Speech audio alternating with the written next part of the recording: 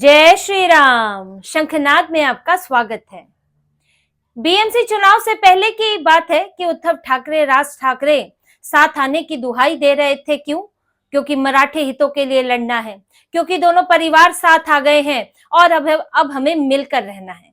लेकिन जैसे ही अब बीएमसी में चुनाव हो गया, मेयर डिप्टी मेयर लगभग तय हो गया, अब गठन हो रहा है कमिटियों का, समितियों का, आगे चल के गठन होगा, बीएमसी के सेशन शुरू होंगे।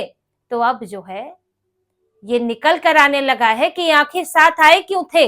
लेन देन शुरू हो चुका है, मांग शुरू हो चुकी है, तू मैं शुरू हो चुकी है। एमएनएस ने अपनी मांगे रखनी शुरू कर दी है और उद्धव ठाकरे की पार्टी को ये पसंद नहीं आ रहा है। अभी कुछ दिनों पहले कल्याण डोंबिवली के मामले में इनके बीच में तलवारें खिंच गई थी, झगड़ा शुरू हो गया था, जैसे तैसे उसको शांत किया गया। लेकिन अब जो है बीएमसी में मनोनीत पदों के लिए जो मनसे के नेताओं ने मांग रख दी है कि मनोनीत पद में से एक पद उन्हें मिलना चाहिए। यशवंत किल्लेदार हैं जो कि मनसे के नेता हैं, उन्होंने कहा है कि मनोनीत पद, 3 मनोनीत पद यूबीटी के हिस्से आने वाले हैं, जिसमें से एक पद उन्हें चाहिए। अब आप यूबीटी की संख्या देखिए 65 और मनसे की संख्या देखिए 6, लेकिन मनसे को एक पद चाहिए। अब यूबीटी का हाल ये है कि वहां तो एक अनार 100 बीमार है, हाथ कुछ लगा नहीं, ना मेयर, ना डिप्टी मेयर, ना स्टैंडिंग कमेटी में कुछ, ना कहीं और कमेटियों में कुछ, तो कम से कम मनोनीत सदस्य ही मिल जाए। लेकिन अब इसमें भी मनसे जो है वो सेंध लगाने में जुट गई है।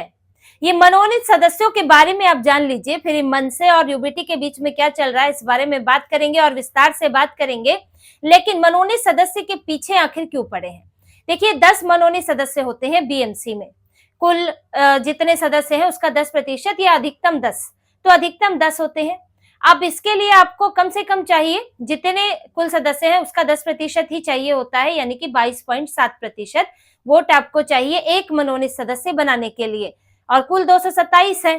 अब इस हिसाब से देखें, अगर हम 22.7 के हिसाब से देखें तो उद्धव ठाकरे की पार्टी को लगभग 66-67 वोट चाहिए होंगे 3 मनोनीत सदस्य के लिए। अब इस हिसाब से 6 जो है वो महायुति के पास जा रहे हैं। इसमें से बीजेपी और शिवसेना जो है वो आपस में बांटेंगे जितना उनका अपने हिसाब से बैठेगा। इसके अलावा कांग्रेस के पास एक जा सकता है, क्योंकि कांग्रेस के पास 24 है, तो कांग्रेस एक आराम से बना सकती है। उद्धव ठाकरे 2 तो बहुत आराम से बना सकते हैं, तीसरे के लिए उन्हें सहयोग चाहिए होगा। वो सहयोग उन्हें किसी और से लेना होगा, मनसे से ले या कांग्रेस से ले या फिर कोई और तरीका अपनाए, वो एक अलग बात है। लेकिन 3 आने के उनके पास आने की 3 संभावना है। अब जो मनोनीत सदस्य होते हैं उनके देखिए उनको क्या फायदे हैं और क्यों रखा जाता है, इस पर बात कर लेते हैं। क्या एलिजिबिलिटी होती है, क्या योग्यता होती है? मनोनीत सदस्य होने के लिए एक वरिष्ठ सदस्य होना चाहिए पार्टी का, जिसके पास या तो 5 साल मेडिकल प्रैक्टिशनर के तौर पर अनुभव हो, या 5 साल मुंबई के किसी मान्यता प्राप्त एनजीओ में काम करने का अनुभव हो, या उसे लेबर लॉज या फिर म्युनिसिपल लॉज की जानकारी हो, या फिर 2 साल म्युनिसिपल कमिश्नर के तौर पर काम कर चुका हो, या 5 साल असिस्टेंट म्युनिसिपल कॉर्पोरेशन कमिश्नर या डेप्यूटी म्युनिसिपल कमिश्नर के तौर पर काम कर चुका हो। यानी कि ऐसे लोगों को मनोनीत किया जाता है कॉर्पोरेटर के तौर पर, जिनके पास पर्याप्त अनुभव हो और जो अपना अनुभव लेकर आ सके सदन में, बीएमसी में उनके अनुभव से मदद मिल सके। अब जो मनोनीत सदस्य रखे जाते हैं 10 सदस्य, जो वोटिंग से नहीं चुने जाते हैं, पार्टियां उन्हें चुनकर आगे भेजती है। जो अंदर के सदस्य जिन्हें चुनते हैं उन्हें मनोनीत कहा जाता है, जैसे कि राज्यसभा में भी मनोनीत सदस्य होते हैं। अब इनके पास लेकिन यहाँ पर वोटिंग का अधिकार नहीं होता। स्टैंडिंग कमेटी में अगर जाए, किसी और कमेटी में जाए, तो वोटिंग का अधिकार नहीं होता है। इसीलिए स्टैंडिंग कमेटी वगैरह में इनको जगह भी नहीं दी जाती है, क्योंकि फिर वहां वोट नहीं कर सकते तो पार्टियों को नुकसान हो जाता है। लेकिन ये लोग बीएमसी के जो डे टू डे उसके काम होते हैं, सदन लगता है तो उसमें हिस्सा ले सकते हैं, उसमें आपत्ति जता सकते हैं, उसमें सुझाव दे सकते हैं, और कमेटियों का हिस्सा हो सकते हैं तो वहां आपत्ति या सुझाव दे सकते हैं, जहां पर इस तरह की वोटिंग की जरूरत नहीं होती है। इसके अलावा इनको 60 लाख का फंड भी मिलता है। जैसे जो निर्वाचित होकर आए हैं उनको 1 करोड़ से ऊपर का फंड मिलता है, इन्हें 60 लाख का फंड मिलता है और 25,000 रुपए वेतन मिलता है। और ये जो फंड का इस्तेमाल है ये उस इलाके के, मान लीजिए किसी इलाके में इस्तेमाल करना चाहते हैं तो उस इलाके का जो निर्वाचित कॉर्पोरेटर है उससे एनओसी लेकर ये अपना फंड वहां इस्तेमाल कर सकते हैं। तो ये जो फंड मिलता है, जो तनख्वाह मिलती है, और एक आपको जो है मनोनीत सदस्य है, एक पद आपको मिल रहा है, आपका सम्मान एक आपको मिल रहा है, तो उसके लिए सभी पार्टियों को चाहिए। अब नेताओं को लगता है, खासकर उन नेताओं को लगता है जो कि विपक्ष में है, विपक्ष के हाथ में कुछ भी नहीं होता। कम से कम सत्ता पक्ष ने अपने किसी को मेयर बना दिया, किसी को डिप्टी मेयर बना दिया, किसी को स्टैंडिंग कमेटी में डाल दिया, किसी को किसी और महत्वपूर्ण कमेटी में डाल दिया। लेकिन यह विपक्ष क्या करेगा? विपक्ष के पास है अपने कुछ नेताओं को यहाँ पर महत्व देने के लिए उनको मनोनीत करना। अब इसीलिए जहां मन से एक भी मनोनीत नहीं कर पाती, वहां अभी एक मनोनीत करने के लिए मांग रहे हैं कि भाई आप हम साथ लड़े थे, आप हमें एक दीजिए, और जिसको मनोनीत करेंगे उसके पास फंड आएगा, उसके पास सैलरी आएगी, ये सब चीजें होंगी। अब इसमें उद्धव ठाकरे की पार्टी ये चाहती है कि नहीं, तीनों हमारे हो, हमारे हाथ में वैसे ही बहुत कुछ नहीं है और हम इन्हें दे क्यों? इनके पास कम से कम 20 तो होते, कम से कम 15 तो होते, मात्र 6 के आधार पर ये हमसे मांग रहे हैं। आज अगर ये हमसे अलग हो गठबंधन में तो ये बना सकते हैं अपने मनोनीत सदस्य। अभी कुछ दिनों पहले कल्याण डोंबिवली में आपने देखा होगा, कल्याण डोंबिवली में जहां राज ठाकरे के पार्षदों ने साथ दे दिया था शिवसेना शिंदे का, जिसके बाद बहुत हंगामा हुआ था। इनके जो 5-6 पार्षद कॉर्पोरेटर थे वो चले गए शिंदे के पास। अब ये हुआ कि चुनाव के बाद देखिए गठबंधन टूट गया और सब अपने अपने रास्ते जा रहे हैं, ये सब बातें होने लगी। जिसके बाद राज ठाकरे ने सफाई देनी शुरू की कि मुझे नहीं पता था, ये तो स्थानीय नेता का फैसला है।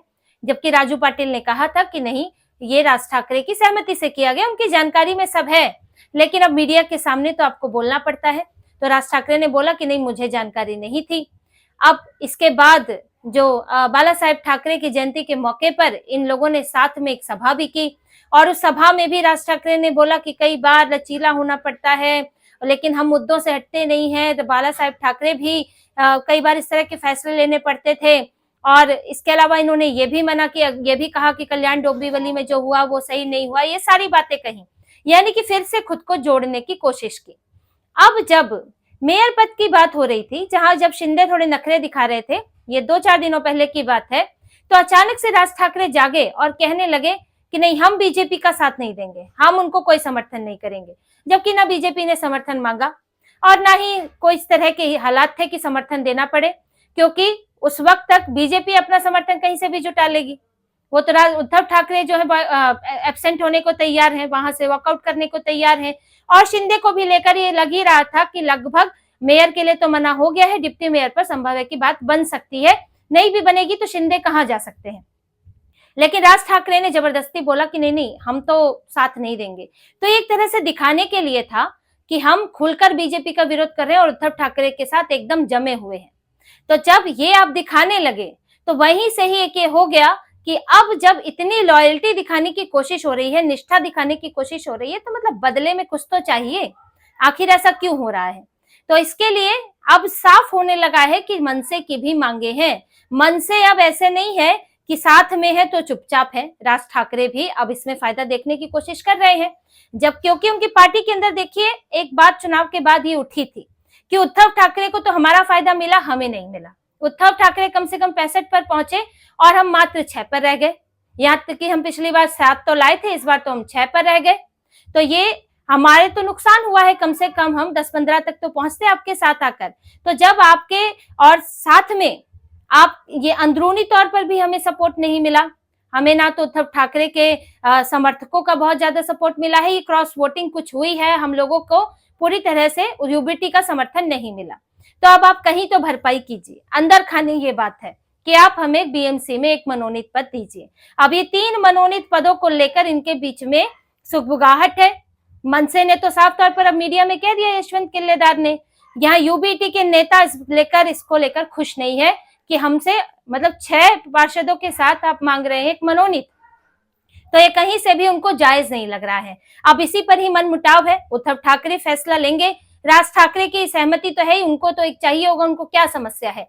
तो इस पर उद्धव ठाकरे को फैसला लेना है कि अपने लोगों को नाराज करके राज ठाकरे का एक मनोनीत सदस्य बनाएं, या फिर राज ठाकरे को नाराज करें। और नहीं देंगे तो फिर एक जो भाई साथ आने का, प्यार प्रगाढ़ करने का ये सब जो चल रहा था, तो फिर उसका तो भंडाफोड़ हो जाएगा। फिर जो मनमुटाव है वो खुलकर नजर आने लगेगा। तो इस वक्त उद्धव ठाकरे फिर फंस गए हैं कि उन्हें अब ये जो छोटा सा गठबंधन बनाकर बैठे हैं, इसको भी बनाए रखना उनके लिए मुश्किल हो रहा है।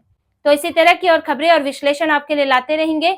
हमसे जुड़े रहिए, सब्सक्राइब कीजिए, कमेंट कीजिए। बहुत बहुत धन्यवाद। जय श्री राम।